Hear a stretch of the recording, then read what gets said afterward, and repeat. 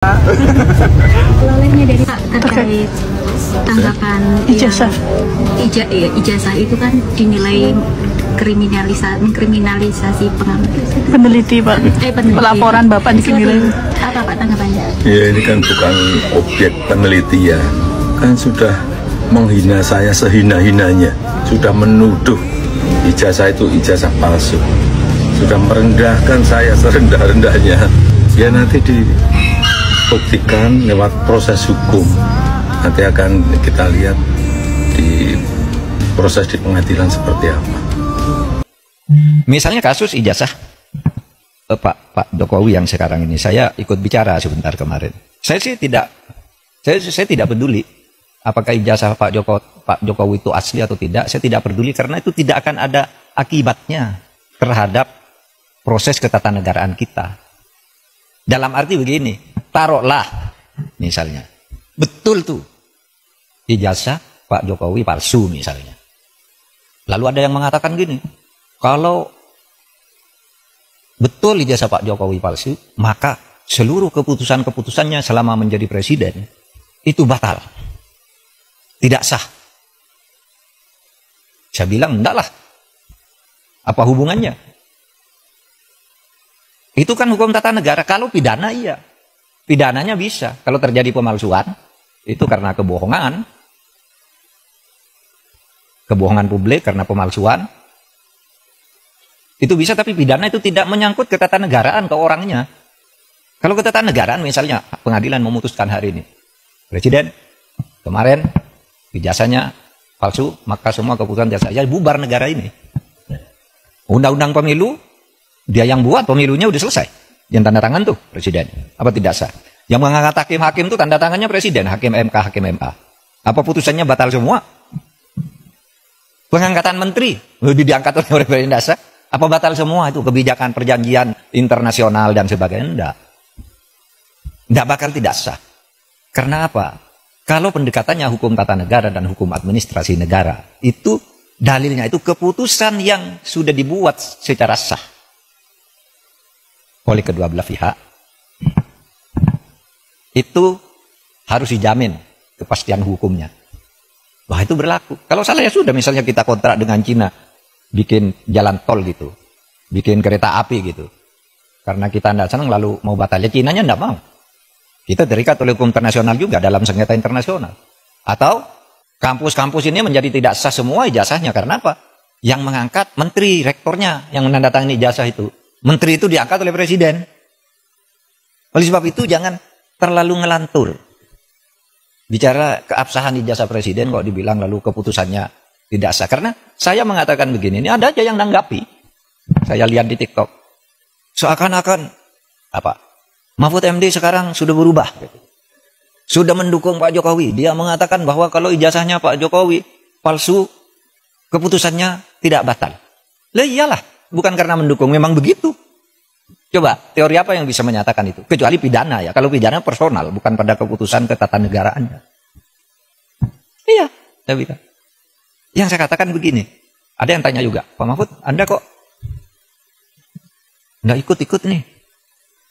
Ikut dalam gerakan menggugat ijazahnya Pak Jokowi. Saya tidak punya kepentingan. Apa? Kepentingan saya tidak ada. Makanya itu ditolak. Ditolak oleh pengadilan tuh bukan karena pengadilannya salah. Gini, mari saya jelaskan. Biar nanti saudara, kalau mencari celah ngatur pelanggaran presiden yang terlanjur terjadi itu, di undang-undang kepresidenan mau diatur bagaimana. Saya dengar paper yang masuk sudah banyak. Coba nanti dipilih. Ya begini. Yang gugat ijazahnya Jokowi ini pertama masuk ke gugatan peradilan perdata. Lalu sudahlah, keabsahan ijazah kok digugat ke pengadilan perdata, pengadilan bilang bukan wewenang saya. Jadi benar, pengadilan itu bilang, NO, saya tidak dapat menerima ini karena bukan wewenang. Tugas pengadilan itu bukan mencabut ijazah. Terus apa dong? Lagi pula, kalau perdata itu ya, seperti teorinya perdata itu yang menimbulkan hak dan kewajiban, orang bisa melakukan gugatan perdata kalau ada perjanjian, kontrak di antara kedua pihak, di mana yang satu tidak memenuhi syarat. Loh, kapan Pak Jokowi melakukan kontrak dengan orang yang menggugat itu? dugaan ijazah palsu itu? Tertarik untuk mengomentari itu ya, saya lebih tertarik mengomentari berapa korban PHK hari ini, siapa yang tidak bisa bekerja, bagaimana kondisi perubahan global ini mesti kita respon, itu jauh lebih menarik. Kalau yang sudah berjalan, kan prosesnya sudah berlangsung kan sekarang, kalau nggak salah ada yang menggugat dan sebagainya, sudah kasih saja ke pengadilan, kalau nggak salah dua belah pihak juga siap membuktikan di pengadilan kok, selesai aja. Jadi mari kita berbicara yang lebih strategis untuk kepentingan lebih banyak rakyat banyak, ya. Ya.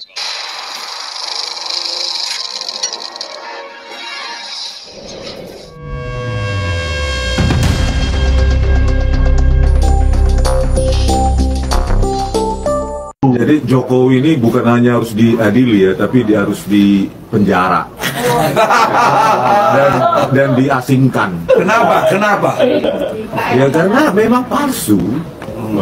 Kita uji pun ini, misalnya Pak Roy Suryo bilang ini nggak usah negara terlalu jauh, Singapura aja negara tetangga kita, Malaysia, nanti kita urunan untuk uji forensik, ini pasti ini masuk gitu. Kalau laboratorium forensik ya yang hanya itu yang dipakai, kita nggak akan terima karena berkaca pada kasus Jessica Wongso.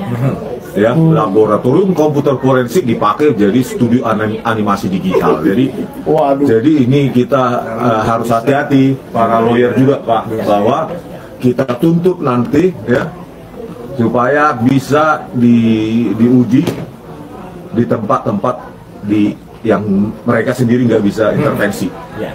Kalau itu dilakukan 1 minggu selesai sebenarnya, dan pasti 11.000 triliun % palsu.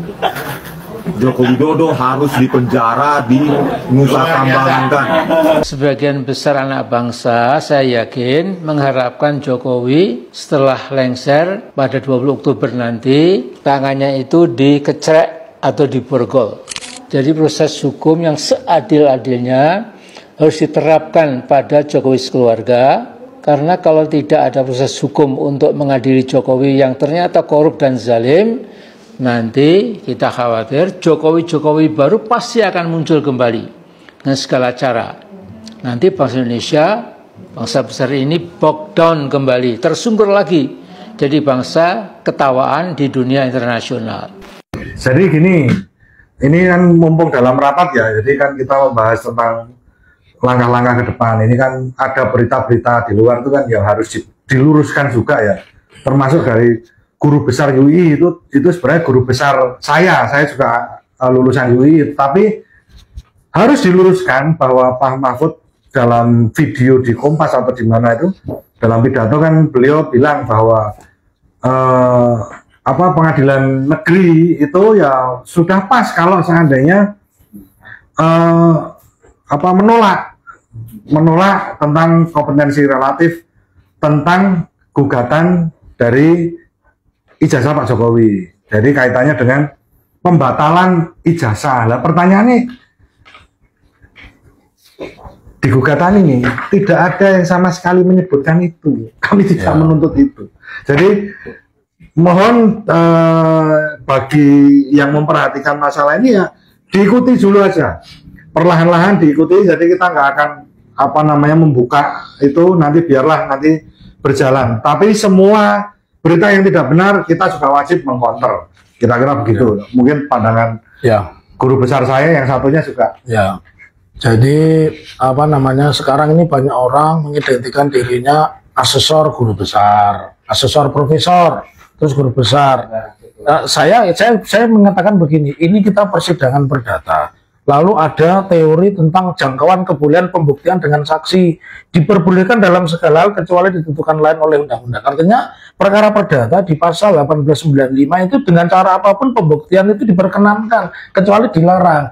Saya akan mencoba menanggapi bagaimana profesor-profesor, lebih-lebih mohon maaf ya, kalau kita sudah masuk sebut guru besar atau orang yang amat terpelajar ya, kalau dokter itu kan yang terpelajar, kalau guru besar yang terpelajar.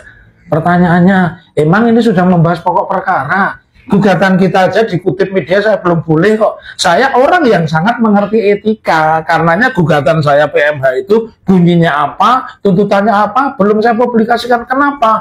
Saya menghormati yang namanya Prof. Adi Sulistiono, yang menurut saya dia ahli dan expert di dalam bidang mediasi. Nah, kok Pak Mahfud yang nggak ngerti apa-apa datang sidang juga nggak mengatakan itu ditolak. Siapa pertanyaannya yang meminta membatalkan ijazah Jokowi? Ya, belum pernah ada orang yang tahu ijazahnya Jokowi ada apa enggak kok, apalagi kita membatalkan. Jadi jauh panggang dari api buat Pak Mahfud ya. Ini ialah saya pakai kalimat yang sederhana, jalan-jalan dengan Luna Maya ditemani aura kasih. Cukup sekian saja dan terima kasih.